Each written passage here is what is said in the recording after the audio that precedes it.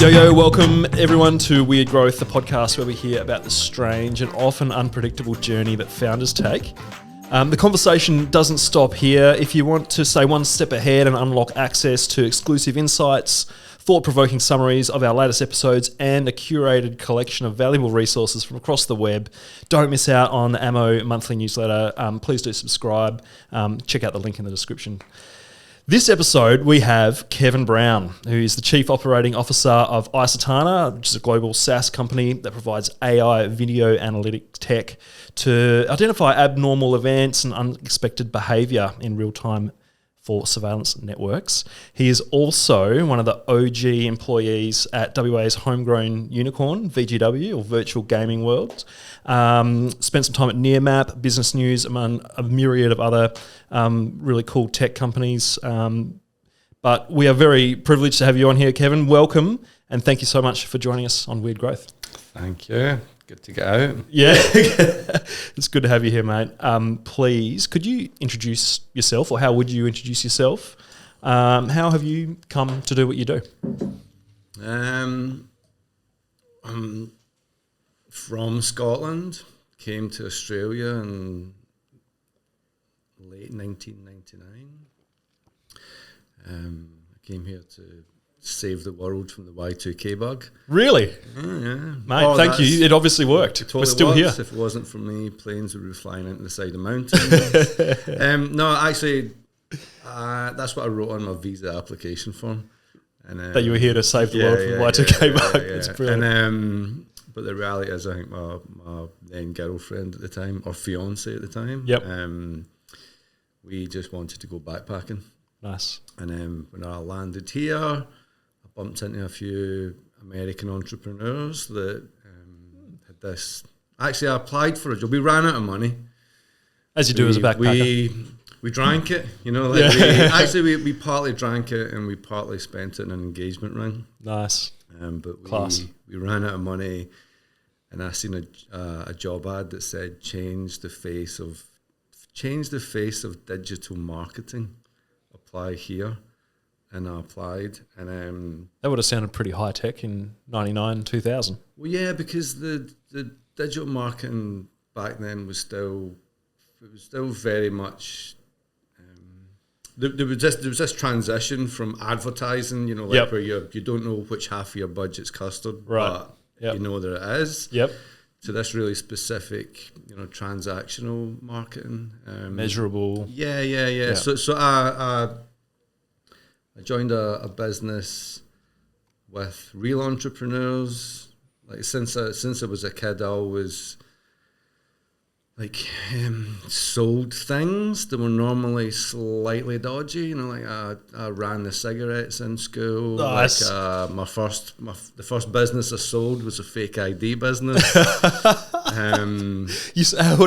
you sell the business onto someone else? To my cousin. That's you know, brilliant. like my little cousin. Like I gave him like an actual briefcase that had all the kit in it, and I was like, so that was my first kind of doing M&As acquisition. with your dodgy backyard business. Love it.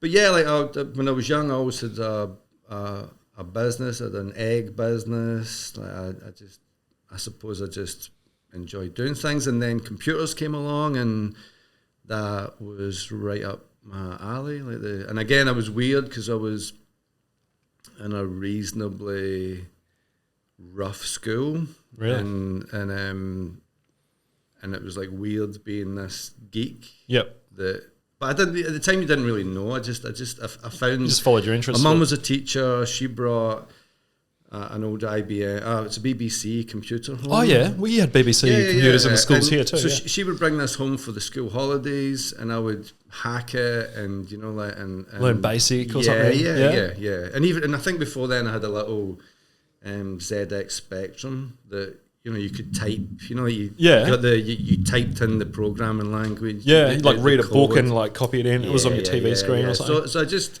amazing. That kind of thing just lit me up when I was young, and I went on again. Like, I used to have fun. Like I don't know, like hacking email servers and, like pinging emails, from people that you knew to someone else and all that kind of, fun but mildly nefarious stuff you get up to in the early days. So the IT side of things, I really enjoyed. Found it really natural for me. Did it seem like it could be something which was a job at that time in the 80s and 90s? It was just a hobby. Like, and I remember it. I remember at one point, my dad taking me aside, and I think as a I was also pretty undisciplined and reckless, and I was a lot of fun actually. Still am. And my dad's taking me aside and going, right, what are you doing with your life? You need to think about something. And the whole time I had been playing with computers, it just didn't dawn on me. Because again, I wasn't around anyone who was in these types of careers. There was no computer scientists around. It was just me and this BBC. And this was also before the internet. Yep. This was, when the internet came, I was just like, holy shit, this is amazing. Yep. Mostly for teasing Americans. I remember when Yahoo came out, just barreling in. Yep. And on the chat rooms and stuff. Yeah, doubling down on sarcasm. That just, seemed to, they just were. Yeah. I don't know. The ones on the early forums were more earnest. Like they struggled with the sarcasm, much to my delight. Right. So we did that, and then I went to study. I think I came out of school, went to studied, and then I realized when I was around other computer scientists that I was actually pretty good at it. Like on your own, you've got no idea. Yeah, there's other people like me. Yeah. And I also had 12.5% attendance at uni, and I remember getting pulled aside, but I still, I did the work at night. I read the books. Again, it was like a hobby. So I didn't really have an interest in being in the classes and hanging about. Yep. With the geeks. Yep. Because I was I think I was in denial at that point. Anyway, so went there. My then girlfriend at the time and I wanted to go to Spain. I wanted to get out of where we were in Scotland. Yeah. The place I was in, the kids I was in school with were often third generation unemployed. So they're parents and grandparents had never worked, and there was this kind of just dead zone, the first job I got, I had to drive an hour and a half to get there, and an hour and a half back. Anyway, so my instincts were to get out of there, and I was convinced that there was somewhere better. My wife wanted to go to America. The 2-week holiday a year thing was a blocker for me. I was like, man, those guys are work hard. Yeah. And I wanted to go to Spain, and Cheryl was like, I am not learning another language. So we compromised and we came to Australia. And we've got longer holidays. Well, do you know it was watching The Castle. Oh, really? yeah. No way. Drew Kerrigan. Yeah. I was watching The Castle and I was like, right, that is the place. Because our frame of reference for Australia was often Neighbours or, sure, where that seemed to be, they swapped. That was like the big ad for the UK. Was it wasn't. This is life in Australia. Yeah, it wasn't. But it wasn't a compelling reason to go. I was just like, who will let us in, and how far can we get? But we applied. Save the world from the Y2K bug. Came in, joined the startup, and then I got to spend time with some real entrepreneurs. These guys had actually. Already sold a couple of businesses, and one of them had a background they both had a background in biology. Wow. And they were intent on building a platform that used biological units, which were called memes. I don't know if you like they were called memes back then. They were called memes. And a meme is this biological unit of evolution. Right. I think it was actually Richard Dawkins that Because is it short for mimetic, which is about copying? Yeah, I think it is. I think yeah. So there's this. So I think this was back in Richard Dawkins came up with a meme, I believe. I should fact check this. But the company we worked for was called Mimetrics. Mimetrics. Cool. And in Mimetrics, we built this multivariate testing platform that learned how to test different variations of pages, emails, and pretty high tech stuff for back then. It was too early. It was it was probably 10 years too early. And we set up, one of our first big customers was Capital One. They were thinking about acquiring us. So this was in 2000, I think 1999, November 1999, I think I joined Mimetrics. Incredible. And just in time to fight off the Y2K bug, yeah. Well, no, it had nothing to do with that. But I had been in code where I could see the Y2K bug falling. So, which was basically that the year had been abbreviated to 2 digits instead of 4. Yeah. And so everyone was worried that everything was going to get back to 00 instead of 200. Yeah. And I had seen a bunch of just bad practice around using those 2 digits. Like some people would. Anyway, so I was probably one of the people that come the turn. I was waiting for just the shit to hit the fan, just because I'd seen so much bad code, but it never did. Anything could have gone. Yeah. So that's you, basically, that's the start and the foothold the beachhead that you achieved in Australia. That's really cool. But what we'll do is, I've got a little pop quiz for you before we continue the story. And the pop quiz is nothing difficult, but if you were to start a new business from scratch today, in a completely different field to what you've done to date, what would it be and who would you be helping? Look, when I came out of VGW, I had specific conditions for the business or what I was getting involved in. Yep. I wanted something that had cloud GPUs in it. This is kind of real specific geeky thing. Yeah. AI wasn't up at the top of it, but because of my background in stats, like a lot of the things that I've done, the Mimetrics was a real deep stats product with experimental design and multivariate testing. The casino, you probably don't think about it, but there was a lot of numbers in there, like the probabilities and the models. So like randomly generated numbers. Random number generators. I was chatting about this the other day. I'm sure there's a random number generator in Zoom that just blocks people out. And then it goes, allow this person in. But something with numbers. Something with GPUs in the cloud, a subscription-based model with people that I trust, and another, condition was that I contributed positively to the world. Nice. Like all these dodgy businesses I've had over the past didn't necessarily. I feel like I've got some balancing to do for my soul. Feel like you're waking up in the morning and you're achieving it like a mission where you're making the world better. Yeah, I love it. Yeah. What we might do, I'd love to hear more about that journey to that you took from getting started in the tech industry in Australia through to VGW, I suppose. So what happened when you were Mimetrics?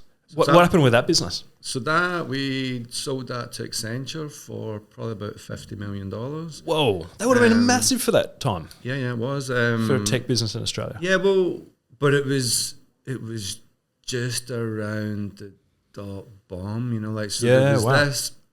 So about early 2001. So 2000. So we didn't sell it then. So we went from 6 of us to 60. The dot bomb came. We went down to 6. Like I remember my mum and dad were coming over to visit us, and I was out at Palm Beach actually, and I got the phone call. Hey, can you come into the office? And I was like, mate, I'm on holiday. Yeah. And he was like, it's my mate Randy. My mate. He's like, KB used to call me. KB, you should really come in. Wow. So I went in and, got sacked alongside everybody else. And And then, what was that like at the time with the dot bomb, the whole .com crash? You were obviously in the thick of that and experienced that firsthand. What was everyone feeling at the time? well, there was a lot of tears. You know, Yeah. there was actual like genuine tears. Wow. But I remember mostly the scramble for money and the you know, there was a lot, like when we bought into this, these guys were ambitious, and you know, they genuinely wanted to change. Everyone was change the face of this, and you know, do this and that, and that's right up my alley. So I just went full, you know, like full. Drank the Kool-Aid. Yeah. Like I have a propensity to just go right into things, and so I did, and so I don't know, like I don't remember feeling anything other than fuck, we need to fix this, we need to get back to it. And so I was one of the, you know, maybe 4 or 5 people that they brought back in and went, hey, would you mind working for half pay and we'll give you the other half in options or shares, I think it was, I can't remember. And I was like, fuck yeah, let's go. Like and so I went back in, and then there was 6 of us again, and then, you know, like just that running really lean, you know, like, and working really close with a high energy, super clever founder. This guy Hikaru was amazing. He did things like he decided one summer that he wanted to pass the bar, like the legal. Yeah. So he locked himself in a cabin, a log cabin in Lake Tahoe for like 4 or 6 weeks. Came out, passed the bar. Amazing. He was just super clever, but insane, like, you know, fun to be around, like kind of crazy. Yeah. You know, like just. So did we skip something here where you did end up in? Were you in Silicon Valley? Were you actually in the US for this, or No. This was here. These right. guys were American. These guys were based there. These guys came from the States. Anyway, these guys were great to be around. They drove the business. There was the intellectual side. We had an R&D team of like 12. There was guys there that were best friends with that guy Nash. We were deep into academia. Yeah, okay, and right. we were pulling, you know, the salient parts of academic. Yeah, like the new research and cutting edge tech. At one point, I took control of eBay US's homepage.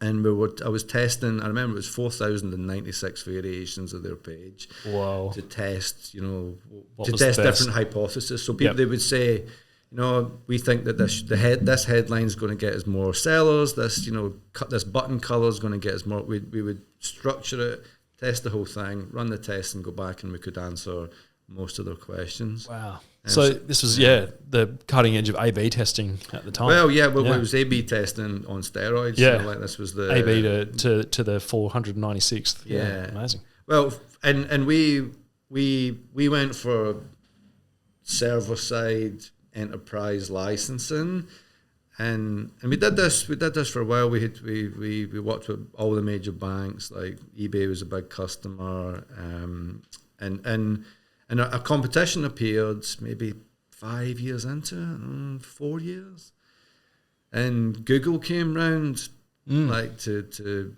potentially acquire us, and they were there, and they went for light touch, you know, mass market. They made it easier. Ours was more robust, more precise, and Google bought those guys, and that product turned into Google Web Optimizer. Amazing, and it still runs today, and still part of the Google suite now. You know, like I appreciate the simplicity from their side. For sure. Yeah. Anyway, and we got acquired by Accenture, I think 2008.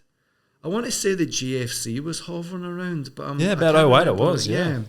So there was this. You know, Accenture were. They were around. They were doing due diligence. the whole time the GFC's like just popping off. And so it was after surviving the .com crash, you had another global financial crisis. Well, to deal with. there's always some crisis, like markets there's one like this. right now, but watching that and watching the way that these guys revived that deal, and and anyway, made a bit of money from it. Not anything like. Massively life-changing. Yeah, it was like, it was enough to, pleasant. be comfortable for a while, buy a camper trailer, it was a good insight, and it was a great journey, so I really enjoyed that. What did you learn from how entrepreneurs can deal with those market cycles that founders could probably learn from today? I think the main thing that I learned from Hikaru was that you could deal with anything. If you're smart, driven, agile enough, then you can worry about all of this stuff, but you're probably better not. You're probably better just focusing on customers, fixing the problems, getting money in the business, and the amount of times that you hear about market conditions or these big macro cataclysmic events come in, and you're like, okay, I can deal with that if it comes, because I've dealt with these last two. So just focus on the things that you can control. Yeah. But the market's going to be the market. There's no point worrying about it. I think there are. It depends on your situation. If there's something that you can definitely see rolling towards you, and you should try and avoid it. But I don't know. I think what I learned from Hikaru was just focus on the customer, get money in the door, look after your people, tell a big story. Have a big vision, have something big for people to get into. Yeah. Love that. So moving on a little bit, I suppose. There's a little jaunt at Nearmap, which is really interesting. Business news, a few others.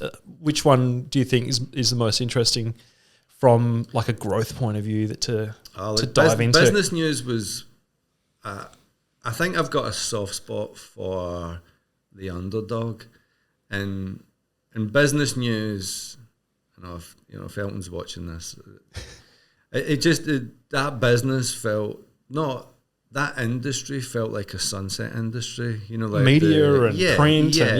So you needed, something needed to be done, and there was a rebrand there that was largely there's a couple of real driving characters in business news that drove things forward. That was good fun, but that was, as a technologist, that was a technology and project management gig for me. Like I really enjoyed meeting the people. Elton's a super interesting guy. So it would have been fascinating process to go from an old school like subscription print model through to an online media entity. But behind the scenes there, it was very. There was a real lean team there as well. There was one guy that headed up the IT department that was basically pulling all the book of lists together in these threads, and I got to work with Clinton House. Which was great. He's a top guy. Clinton is, Still trying to get him on this podcast, by the way. No, he's a. He reckons he doesn't have an interesting story to tell, but I beg to differ. He's done some really cool stuff. He's done some interesting things like get him out. What else? The business news was good, and then what else was happening around then? Oh, the Nearmap. Nearmap was I think one of my favourites. And like another really cool Western Australian tech story. Yeah. Well, I had raised money from the then Nearmap chairman, Ross Norgard. Right. Who's another legend. Just total legend. He actually, I got to work really closely with Ross for about a year launching Bid Rivals. Oh, yeah. So that was an e-commerce play, wasn't it? What was Bid Rivals about? Bid Rivals was entertainment shopping. What does that mean? Oh, mate, it was this weird munge of two. It was part auction house and part slot machine.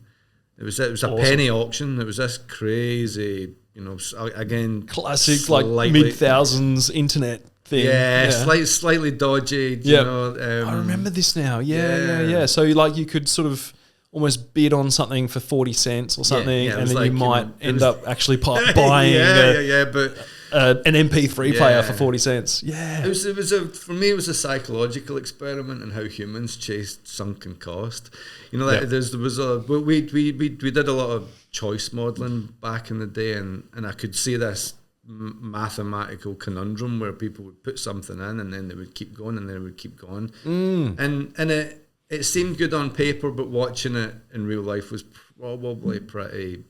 It also didn't make me feel that good, once you were in, because people could spend money and not get anything. If you put in 40 cents, you were actually still paying that 40 cents, but it was whoever got to the highest cent amount.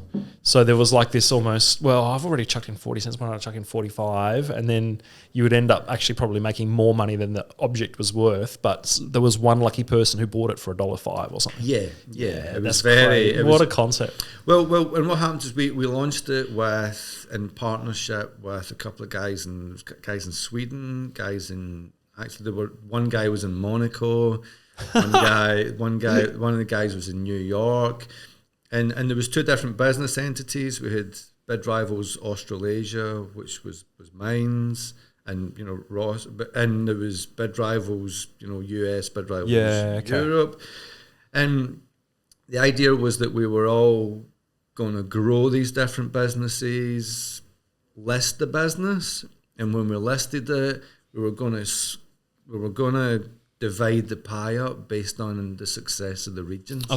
Right. Yeah. Fascinating. And we in Australasia, which was just Australia and New Zealand at that point, I had my eye on the rest of Asia, but we were kicking the rest of the businesses' asses because... Well, so you had 150,000 customers in 8 months. Yeah. That's wild for the time. And I remember this was one of my...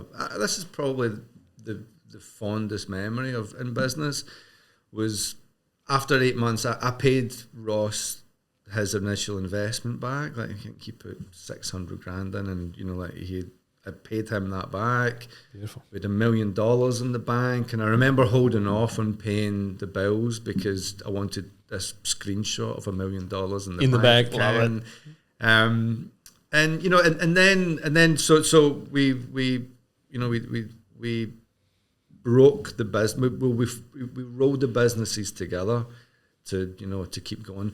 But the business model itself was difficult to keep profitable. We needed more cohesion across the regions, and actually the way that we had set things out, we were fighting against each other. Interesting. Because it's the internet, so the Australian bidders could probably just go onto the US site as well, and no, it was the same site. It was the same site. Wow, so okay. the trick was to keep the auctions going for as long as possible. Mm-hmm. So when Europe fell asleep, Australia kept the auctions alive. It was there was a kind of liquidity thing going. So I had reasonably deep pockets from a marketing perspective because of my experience in my metrics, where I would run these large scale marketing experiments. Sure. I was super comfortable spending money efficiently, running tests, optimizing. Yeah. So what kind of advertising or marketing could you spend money on at that time? It was keywords. Like if someone was looking for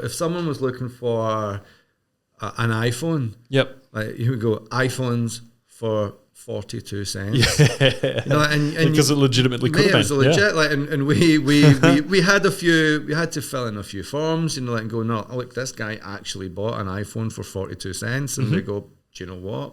It's true. Yep. So what's the worst thing can happen? I can lose 43 cents. Well, so it's worth a crack.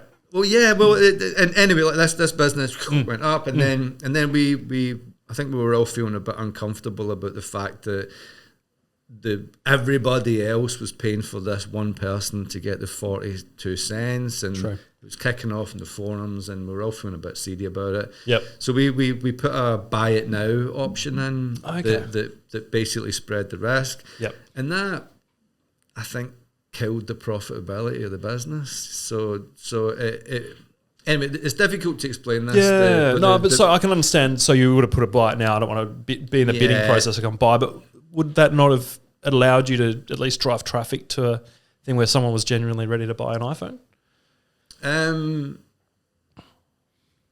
Yeah, but what would happen is that let's say you and I were bidding against like we were bidding together. Yeah. And I don't know, we're bidding for this Coke. You know, like, and you put $3 in, I put $4 in. Yep. I win it, and the Coke itself is $5. You would just pay the difference. Okay. So you could. Anyway, it's too complicated. Yeah. I think we changed the business model. It was no longer as profitable as it was. Yeah. I had moved on by that point because you know I was kind of like, okay, we've grown it. Yep. You guys take it. Yep. And then, time for me to do something else. And then I got a job at a web development company and get sacked. Like, just I shouldn't have been in there. Yeah.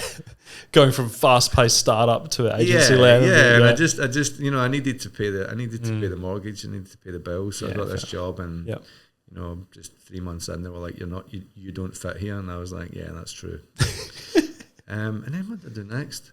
Oh, the Nearmap. So thing. Nearmap, Nearmap. Oh, because I knew Ross, you know, I got to work really closely with him. He's an amazing guy. Yeah. So the incredible thing about Nearmap was it was basically bringing like high definition aerial photography, but made it feel like satellite photography, and you could kind of have a Google Maps experience, but with super high definition aerial photography. Yeah, it was, and on an angle and stuff as well. Like it was a really cool. The IP was all around those cameras and stitching it together. So they again, I think they referred to it as Google Maps and steroids, but they had high definition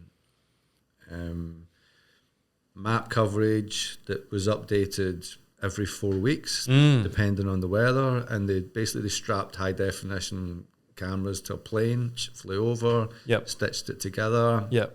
And I remember when it was free and publicly available, and it felt like this is almost too good to be free. And obviously, it did become a paid product as it should have. Yeah, well, I met the founder because when I was the CEO of Bid Rivals, Ross connected me with the CEO of Nearmap, who was this super clever guy. You know, I never really understood what he was doing. Like he didn't. I couldn't hear what his commercial plans were for the business. I could just hear him saying the tech's amazing. Yep. So, and he was a bit of a special character. You know, probably still is. Like anyway, I met him and I came back and I don't know what he's talking about. You know, like I like Nearmap. I like coming in and, you know, looking at my house. Yeah. But I don't know what his plans are. So we kind of left it like that. Yep. And then Simon Crowther came in, who was the CEO that they put in to commercialise things. Okay. I met him and he's like, we're going to sell the content. Yep. And I'm like, this is a good idea. Yeah, it's worth something. And then Simon Crowther, I got on well with Simon Crowther. He's an interesting character, but I got on well with him. And he phoned me one day and he's like, and I was consulting to him, I was helping him out, and he phoned me one day and he's like, hey Kev, I've got a new product manager in and they want to change the logo of the business. And I was like, okay, stay where you are. I'll jump in a taxi because that's a waste of time. Yeah. So I know how you feel about these things. Was that? I know how you feel about these things with changing design. You know, like when I caught up with Simon and I was like, mate, what do you want to achieve? And he says, I want to make $1 million in 3 months. Right. Like, cool. You're not going to do that by changing the logo. You know, these are like, you need to move some material. Just to be clear, I don't have any issue with changing logos, but I don't think it's the first thing a product manager should do. Yeah. So I said, okay, I can't remember what happened to the product manager. I had the product manager, I said, look, what package do you have in mind to you sell? And it was something like, you know, $15 a month for this. Subscription. You know, like, it's a subscription. And I go to Simon, right, are you comfortable with me doing some testing on your site? Mm-hmm. And he was super bullish on me doing whatever the hell I wanted. Like he just wanted the data he wanted, and he had this instinct that if he let me loose, then he would get it. Nice. And so I said, okay, this is what we're going to do. We're going to take the new traffic that comes in. We're going to send them to a web page that asks for the credit card details, and then in the next page it's going to say there's an issue with the credit card details, just have everything for free. Nice. Okay, so you were testing whether people were willing to pay. Yeah, and then we could Cool. test the price point as well. Right. Like, so you could just basically crank it up and up and up and up, and Until you start seeing it flattening out. Yeah. Yep. And so the product manager, you know, what he was going to sell was going to make them something like 50 grand. Yep. And what the test revealed was that people were willing to pay a lot more because people had built businesses on the back of this. Like, and I know when the paywall came down, I had quite a bit of hate mail. And I had quite a bit of hatred from the people in Nearmap. Do you know Sam Brown? No. Sam Brown, and she was an early VGW. Oh yeah, okay. Well. I know what she looks like. Yeah, okay. I don't know her. Yeah, okay. So she's a startup, you know, beast. Like, and Yep. she hated me because I came in to the point where she was going to resign. She was like, "You need to get him out of here. He's killing everything." Browns. The Browns.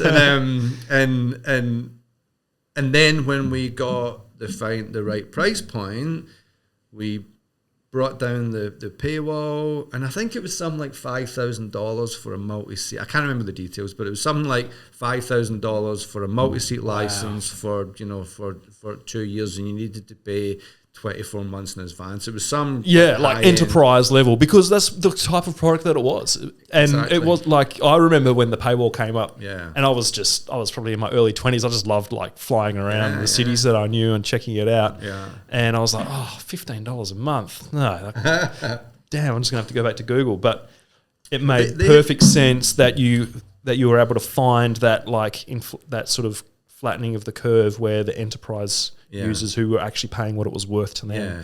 Well, this was all around the time of that. I think I was inspired a lot by Tim Ferriss, and you know, and that's right. He had the 4-hour work week where he talked about those, and finding those kind of hacks, and also my experience at my metrics, where I used to run price testing for Telstra, and you know, and you know, we used to go finding for the sweet spot on pricing curves or communication messages. So I had this kind of science and entrepreneurial kind of side of things. Anyway, we sent it live, and instead of making $1 million in 3 months, they made $3 million in a month. And it was mayhem because it was all manual, and you know, people were faxing in orders, and Simon's wife was coming in to help, and everyone was bringing it was and you probably had physical servers or something that you were trying to stand up and keep up with traffic. Well the thing, I think by that point I had you know, I can't remember the details of where I was at. I had 2 stints, but yeah, that was an exciting time. That was a great. And that business continued. Well, it's gone on to was listed and then sold off, and it's an American company now. It's very cool. Yeah, cool story, Kev. The story that everyone's probably waiting for, though, is VGW. And, you know, as much as you're willing to give us a little peek under the hood of what that was like in the early days, and then the sort of, you know, big scale that they've achieved, you know, it's a unicorn company now. It's probably the biggest company that most people haven't heard of in Perth in a lot of ways as well. It's not that mainstream yet, but what can you tell us about what that was like early on? It was mayhem. Because I had met Laurence a couple of years ago. I had met Laurence I had met him in a pollinizer boot camp. Oh, wow. Yep. And I had just came out of Bid Rivals, so I had some experience in running, you know, pseudo gambling businesses. Sure, yeah. And I was pitching Grouperty, which was a fucking hideous name. But it was like group property buying, like this idea about shaking out liquidity in your property. I'm not a property person. But I was pitching this idea that at the Pollenizer, which was like an accelerator kind of, So the idea Sam, which Sam was it that used to run that? Yeah. Sam, anyway, I can't remember his name. Red-haired guy. Yep. He was a good guy. He was. So I was pitching the group property buying where instead of you saving up for your deposit, investors came in, gave you your 20 grand deposit and owned a percentage of your house. Cool. Okay. And you can move straight in there and then, you know, you can negotiate the terms of buying that X percent of your house back. Too complicated. Mm-hmm. Anyway, bumped into Laurence, who's got this virtual gaming world. Right. And he was pitching this virtual gaming world, like he was pitching this idea. So him and I knocked it off because we were both entrepreneurial, geeky. Yep. And I had war stories to tell him about bid rivals. And he's just this super high energy, super clever, driven character. And like had a massive vision of what he wanted to do. Yeah. Whatever you give to Laurence gets bigger. Yeah. Like he's just. But that also complicated the execution early on. Like, cause basically at the beginning at VGW, he had put too much stuff on the conveyor belt for the engineers. Yeah. And it's a classic kind of founder issue, like a non-technical founder, where there was guys in India, they were paying them something like $2,000 per person, and their solution was to add more people. Mm-hmm. Laurence took this as I can add more scope, and nothing was getting out. It was the business idea itself was showing early promise. I remember seeing a screenshot of like a game where you actually walked around a world and went to different parts and played games with your friends and things like that. It's obviously nothing like that anymore, but I remember seeing that, and I can imagine how that would really grow quickly of all the features you could add to something like that. Oh yeah, so he was getting some bad advice. He was told that he shouldn't launch the business until there was 5,000 virtual items in the world to sell. Right. So build the Taj Mahal and hope that everyone comes. Yeah. And they had this huge world that they had built. And it took about 30 minutes to walk from one side to get to the slot machines. Wow. And so there was a bunch of like the vision was there, the execution wasn't, and I think at that point, like I had left Nearmap. I remember this. I was telling this story the other night. I had left Nearmap. Cheryl and I had got a 16 grand extension on our mortgage to buy a swimming pool. Okay. I had no job. Yep. And I said to Cheryl, I'm like, fuck it, let's go to Europe for a month. And she was like... Instead of a swimming pool? Instead of a swimming pool. We don't need a swimming pool. Like, we can go to Craigie. And she was like, you've got no money. We've got no money. And I was like, let's go. Let's do the month. And we had the best month in Europe with that 16 grand. We came back and I had no job. And I was part-time at VGW and I was part-time at RAC. I was working with Jamin Hurt, who's another good guy. Yeah, right. And who used to give me shit for working in the casino. So at this time there was these two these two roles. Wow. Okay. And so Jamin would be like, we're doing working at a casino, and I go, mate, we are selling hope. You're selling fear. You shouldn't be ashamed of yourself. But we had this kind of. I've never heard insurance described like that before. Kind of gig. Insurance and casinos are strangely similar businesses. Right. You got those propensity models and math models around the slot machines, and you get the same propensity models and math models around insurance. What's the likelihood of this event happening? How much do we need to... The mechanics were very similar. Huh. Incredible. But the casino was way more exciting. Like Laurence was he's just a superb guy to be around. Yeah, I bet. What was I saying about that?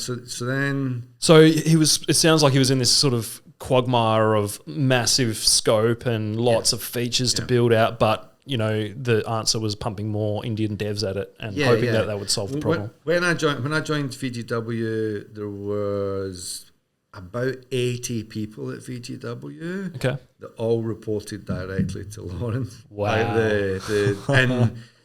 And there was about maybe 5 or 6 different businesses. Mm-hmm.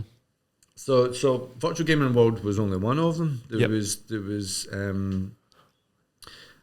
Virtual Gaming World, there was Chumba Casino, there was a few those kind of, what's the game where you move the little kind of casual games. Games. So there was a bunch of casual games. There was a bunch, and there was still people working on the Virtual Gaming World, creating more, which hadn't launched yet. Which was what, and I had launched. Right. Yeah. Okay. It's just that it nothing happened on it.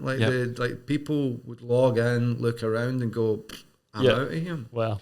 Famous or not famously, Laurence, when he was pitching this Virtual Gaming World idea, in the States with these, I can't remember who he was pitching to, but on the day before it, he pitched it to some senior character, and he went, "Listen, that's all shit. You're going to need to start again." Wow. And he did. And the whole pitch that he had, there was like 30 pages. He was pitching the next day. He started it all again, and pitched the succinct one. Amazing. And the guys loved it, and that kind of gave him this springboard and confidence to keep to go big. Incredible. How it does. Yeah. But anyway, I went in and so you got involved sort of as the chief product officer, I suppose, operating officer. At the start, I was a project manager to come in and help him. I was helping him with project management. Yeah. And I took everything off the conveyor belt. I'm like, let's just see what happens. We put one thing through. Yep. We put one thing through. Do that really well. Yeah. And now I've got it. Let's put another one on, and then we get an idea about how much they could handle. And but those guys were not the best. They were cheap. They were great because they would build whatever you wanted. Yeah, and that's the way everyone did it back then too, for software. Yeah. I think it's a good way to do it. But eventually, we found a text file on the root of the HTTP server that had all the passwords in it. We found that they were using the same GitHub account. And there was one junior at the end. There was a daisy chain of emails that they would put the code into, and this junior at the end would copy and paste it. And it was incredibly shabby. Yeah. And the system kept falling down. So my first goal there actually was to sort out the infrastructure such that it could handle, I think it was like 150,000 concurrent users. And Damien Bramanis, I don't know if you know him, Damien, he's another solid guy. Yeah. He was our VP of technology at that time, I believe. Yeah. And Damien, he's super clever, he's on the he's more on the inventor side than the entrepreneurial side, but he's a real weapon. Good company, and great guy to be around. Went through an Upstart accelerator program with him actually. When he had that Slack bot. Oh yeah. Did pretty well. It's gone on to other bigger and better things. Yeah. Yeah. No. I've got a lot of time for Damien. Anyway, he did that work. I took the credit for it. Yeah. And then basically we replaced the entire tech team. Yeah.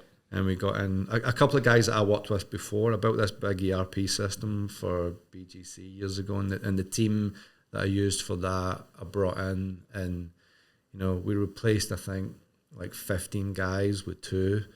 This one guy, Andre, a Russian guy. Oh, he's now American. And then Trump came in, and then he was Russian again. Like, who knows where he is? He's living in Malta just now. He's European just now. Love it. But he was amazing. He's a total gun. So we got all these amazing people in. And again, we were at a point. There was a point where we were running out of money. Like, this is probably, can I share this? I think I probably can. We were running out of money, and there was some movement on the board. Let's say that stopped the money from coming in. Oh, wow.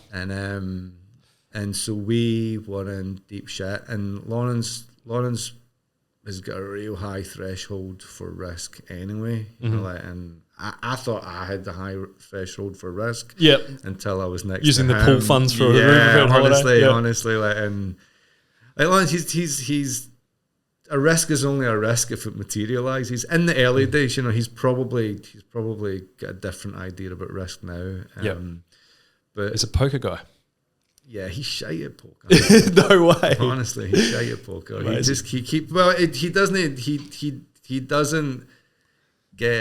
gets the buzz and the risk. Yeah, like, yeah. Poker needs you to be good at poker. You need to play down the middle. He likes it too much at the edges. Yeah. Like, so, which is the big payoffs as well. Yeah. What was I saying? So at some point we had 3 months left in the tank, and the money that was supposed to be coming in wasn't coming in, and so Laurence and I had to, you know, I was like, I'll run this business. You go and get money. Yep. And so he went and get money. He's amazing at saving, raising money. He's a compelling storyteller, and he also, you know, he understands money in a way that I've never seen another person. He was actually a financial advisor in a previous career. He was an accurate. What do you call them? Like a broker? An actuary. He was studying to be an actuary. He was doing actuarial science or something. Right. Like that. Wow. Yeah. Right. But he's super sharp with these things. Anyway, he did that. Yeah. Amazing. And I'm in the background. I remember I had a piece of paper with like 80 names on it, going, who do we need to get rid of and who do we need to keep? Yeah. Because we were you know, we the runway was right there. The runway was right here. You could see the promise in the business. Yep. And we needed to get I remember there was a board meeting where Laurence and I got the shit kicked out of us, man. Like, we got roasted. And they were like, how are you going to do this? And we're like, we're going to get the cost per paying customer down. And they were like, do you have a plan to do it? And we were like, yeah, and we're just going to do it. We're going to make it happen. And they were like, right, well, get out of here. And then it was I had a lot of experience in digital marketing and that stuff. So I instinctively knew I could do it. It was just articulating that to the board at this time was difficult, let's say. Anyway, they so Laurence sorted that situation out. But before he did, I was finding actual businesses that weren't making any money and going, Laurence, you need to close them down. And he's like, no, let's focus on the things which are going to make us money. Like, but again, this big vision that he had, he like shutting a business down was just not something that he was thinking about. He was like, no, everything's going to succeed. Yep. And anyway, it was a tough time just from the kind of turbulence. Yeah, it must have felt touch and go at the time. Yeah, you know, like I remember because I think we let go of about 70 people. Wow, and that's tough. And Laurence has a much higher priority for personal relationships than I do. I don't know how that sounds, but he cares a lot more about people. Yep. Yeah, he genuinely he felt it. He's that guy that you know, like he'd run over broken glass for everybody. But at that point, I'm like, mate, we're all gonna die if we keep everyone. We need to get rid of people. Yeah. To the point where I remember letting one of the employees go, and he employed them again. And I had to. You come back the next day. What are you doing here? Yeah. And I had to go, mate, what the fuck, you know, and do it again. And so again, it's a kind of a personal. Yeah, but in a way, you were the grown up in the room, and someone had to be because you'd seen it before. Oh, I don't think I was the grown up. I was like Laurence would probably still assess this as me being a panic merchant. You know, like he would probably go, "Fuck's sake, you shut the like we would, it'll be fine." You know. Yeah. And he was right, you know, like, but it took a wee while for us to be fine. Sure. Anyway, so I remember we hired a new head of marketing, and he was like, "What's my budget for the month?" And I was like, "Welcome to the business. Your budget is zero." And you know what? We did it. We pulled it off. We made it work. Laurence got money, not as much money. And when Laurence is like, I think I can't remember the details, but like he'll forgive me for getting this wrong. But he was going to raise 5 million. It didn't work out. He raised 3 million. And the first thing that he did was he took the entire company to Boracay. The man knows the importance of culture. Which sounds insane, but it was absolutely the right thing to do at that time. Like the excitement and the cohesion. There was a lot of distributed teams, so we all got together and became this one, one big team. So it was amazing. Pulling in the right direction. Yeah, and at that point, like we were in Space Cubed, Yep, I remember. Pretending there was only 3 of us. Pretending there was only 3 of it. There was 6 of us in a 3-man desk or something like that. So you didn't have to pay Brody all the Brody fees. kept doing his kind of, judgmental eyebrow thing, like, what you guys doing? Like, nothing, Brody. Everything's fine here. You're the proudest success story to ever come out of Space Cube so far. So. It was Brody's, it was Space Cubed. My connection with Laurence was initially by Matt McFarlane. Like, Matt went, I caught up with Matt and he was like, hey, there's a pollinizer boot camp, it's a startup boot camp. He's like, you should go. And I'm like, mate, I've already done the startup thing. I know this. And he was like, maybe you might learn something.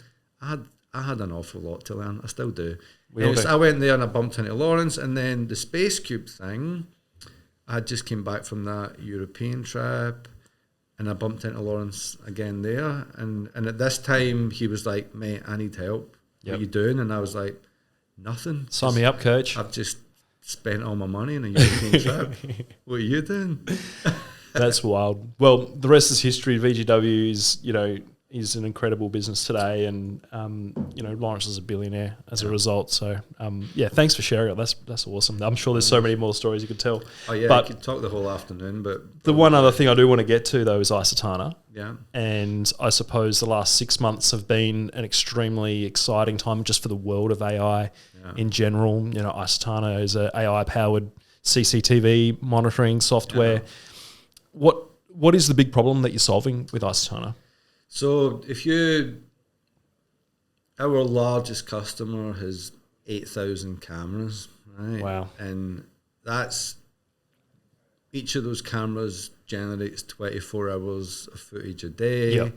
It's like, physically impossible for anyone to watch. Feature films for every camera, for every day. Yeah. It's the volume is impractical to watch. So I mean, for me, this is a classic AI or machine learning problem to solve. Sure. So we write AI software that monitors thousands of cameras in real time at the same time and prevents the security operators from drinking from the fire hose. Right. Yep. So it just highlights the things that they really need to see because it's learned what abnormal looks like. Yeah, and there are other tools on the market that do it, but they require that you set rules, that you draw lines, that you say this is what normal looks like. Yeah, that's not AI. That's just watching pixels. Well, but the thing is that you need some AI. Like so there are 3 levels of AI at Icetana. There's AI where you pull the features out of the stream. So we pull the objects out. Yep. People don't really see this as AI anymore. It's like Siri or your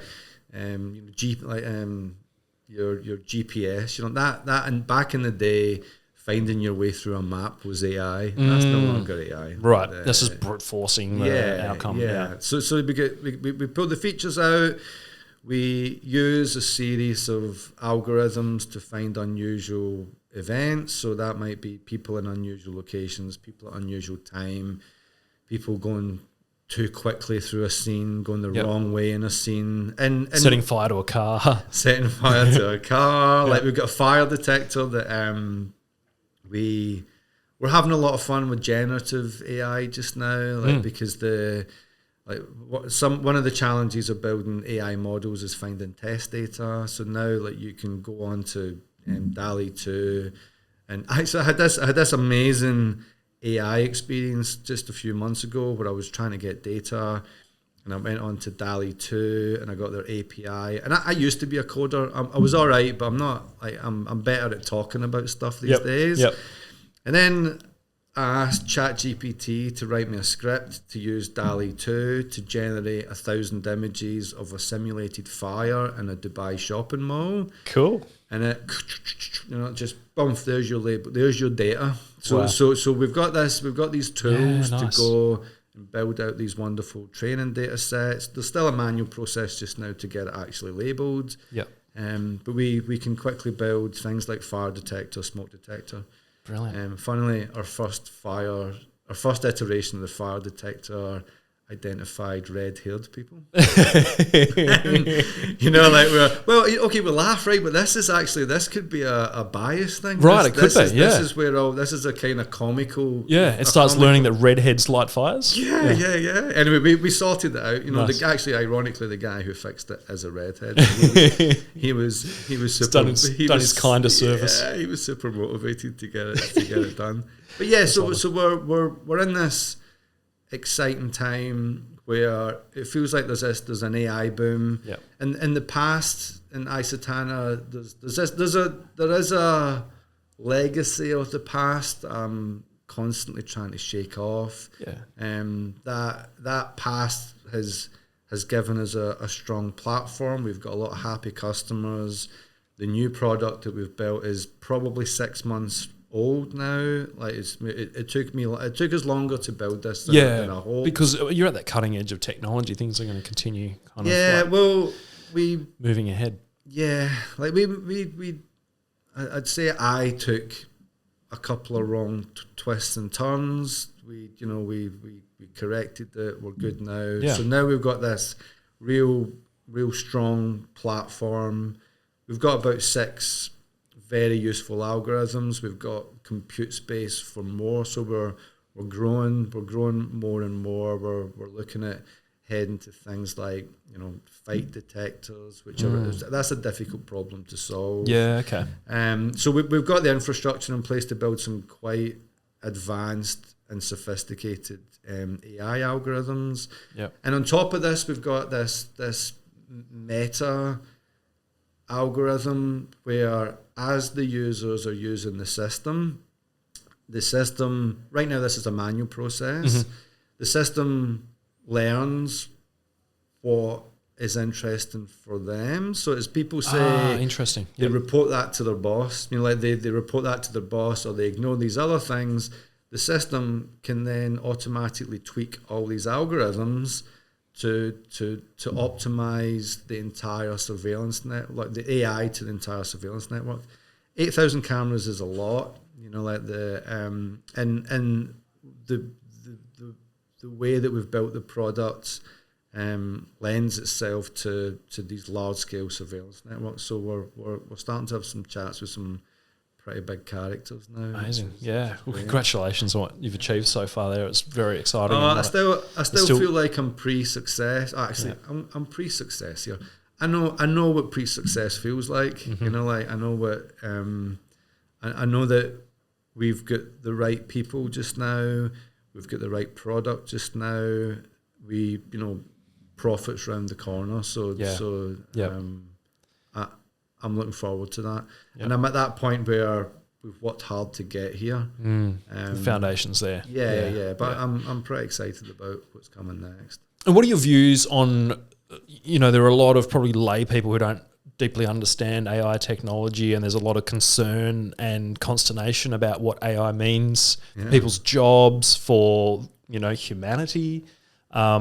Is this the same as, the internet in the 90s, or mobile in the 2010s, or is this something that's different that is going to fundamentally change the way that we work? So I flip on this. Like there's part of me that thinks that we're flapping about it the way we were flapping about the Y2K bug. Yeah. There's part of me that's like, guys, calm down. But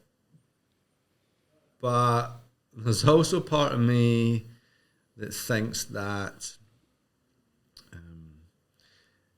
think about how much better a calculator is at doing math. Than doing it on humans paper. are. Right now, imagine like you. So from a machine perspective, think about how much better a calculator is than you in particular at doing maths, right? 10x times, yeah. Right.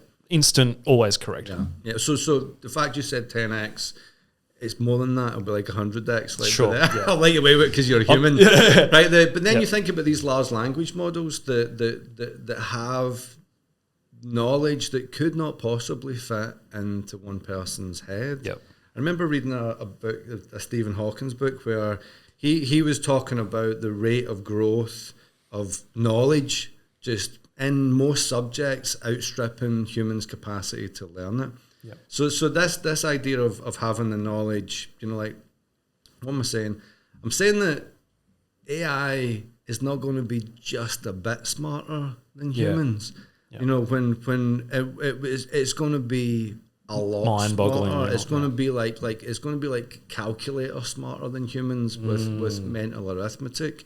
And but you always kind of go, well, just pull if it creates something nefarious, just pull the plug out. So I actually think that the nefarious impact of AI will be there's a steady nefarious impact of AI that will probably manifest on the Twitter sphere. Like it'll be people using generative AI to create bots, to create arguments. It'll be people using it for nefarious purposes. Yeah. But does that ability to do bad things with it outweigh the good things that are going to improve? No, it doesn't. And I think maybe we should just switch the kind of Twitter universe off. Like if you can just dial that down, then you won't be affected on it. I don't go on Twitter. Like, I have a look every now and again, but I'm not affected by it. And I love Twitter. Yeah. And I think it's gotten better. Well, it might be controversial, but I actually have probably spent more time on Twitter the last 12 months than ever before. So I think if AI was going to cause us a problem, it would be on these types of platforms. It would start a war. But AI wouldn't do it. It would be humans, bad actors behind the AI that would be going, spin off these. It's like any new technology. People will find crappy ways to use it. Yeah. But in terms of AGI, this idea of artificial general intelligence, which is the kind of the singularity. Just given what I've just said about the calculator versus AGI, I think that when AGI does arrive, we won't know about it because it'll be smart enough to not let us know. It'll be smart enough to keep its head down, and therefore,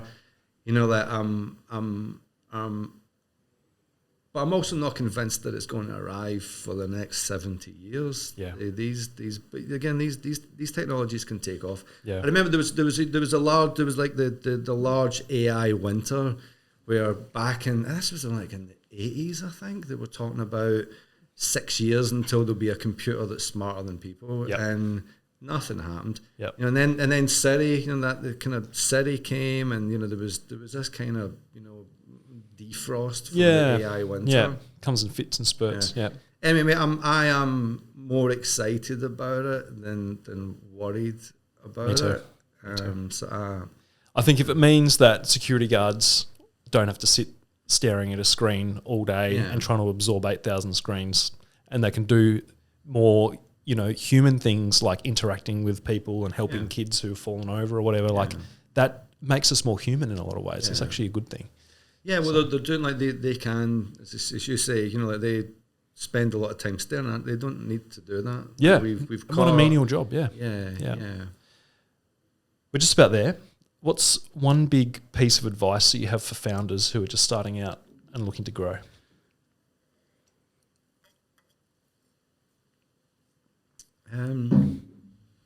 I think read books. The amount of mistakes that I've made over the years that I could have avoided by reading about other people's mistakes. Well said. And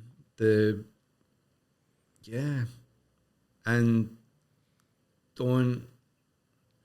Okay, read, like there's no real excuse these days to be ignorant about a subject. Right. You know, like there's you can read the book, you can watch a YouTube, you know, you can listen to podcasts, the data, the You can ask information's ChatGPT. there. Yeah, you can ask ChatGPT. Yes.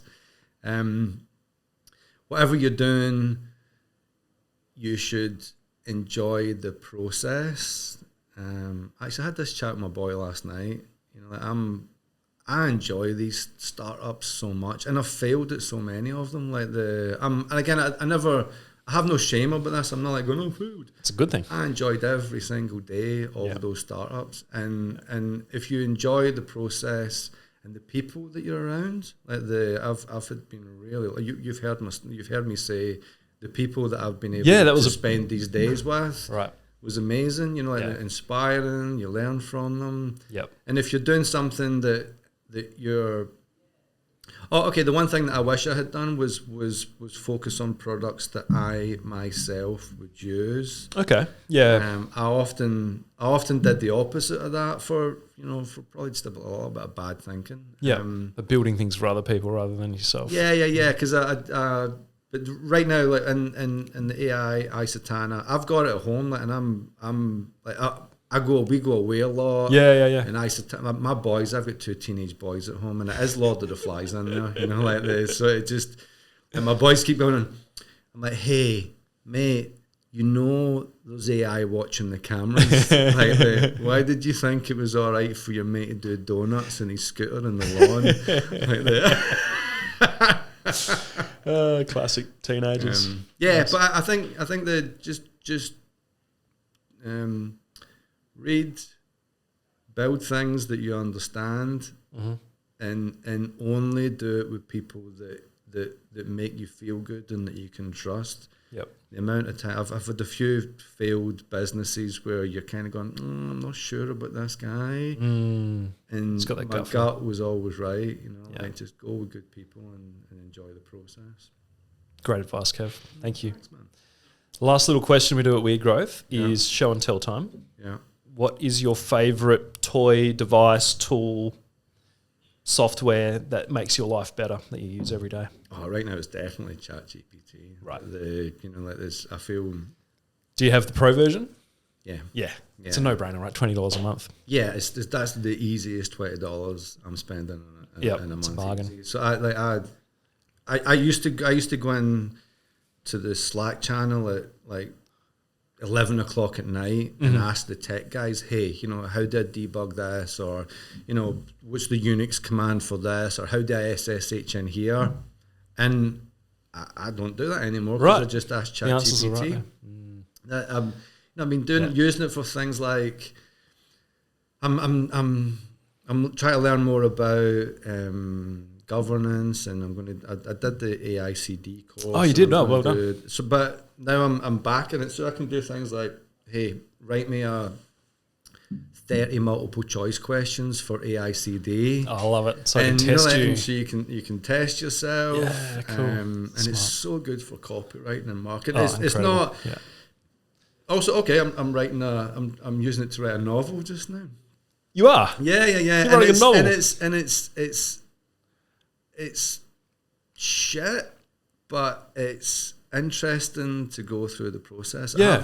I have this. It gets you 80% of the way there, maybe, and then you got to polish that. Yeah, like and I've got this idea that as a species we would probably be better off if we started again. You know, like I've got this idea that we're, you know, like the history's good, but it's also holding us back. So wipe the slate clean. Yeah, like so that's this idea that, you know, everybody wakes up one day and everything's gone. That'd be like a cool movie. Well, this is the novel. Is the novel I'm writing with ChatGPT. Very cool. Yeah. Love it. Thanks, Kev. What's the final plug or ask? If anyone's interested in learning about Icetana, what should they do? Well, I suppose our customers are probably not going to be watching this. Maybe not. But who are your customers if someone does know someone that might be a good fit? Like systems integrators, people who have large scale surveillance networks, or people who help people with large scale surveillance networks. Cool. A lot of people that run schools and universities, Oh, yeah. Yep. They don't know that these things exist.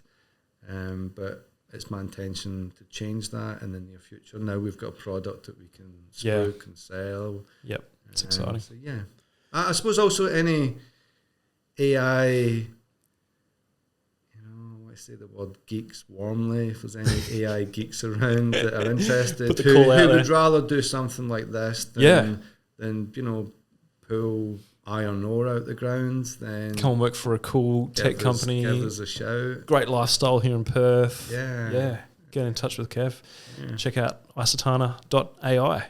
Yeah, nice. Thank you, mate. Thank you, Kev, and really appreciate you taking the time to share your story here on Weird Growth. It was a great chat. Yeah, really appreciate it.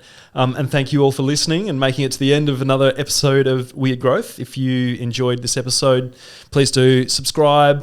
We're on YouTube. If you're listening to this on any of your podcast channels out there, subscribe. Check out the YouTube too. The video is great because you can see Kev's smiley face with a disco ball above his head.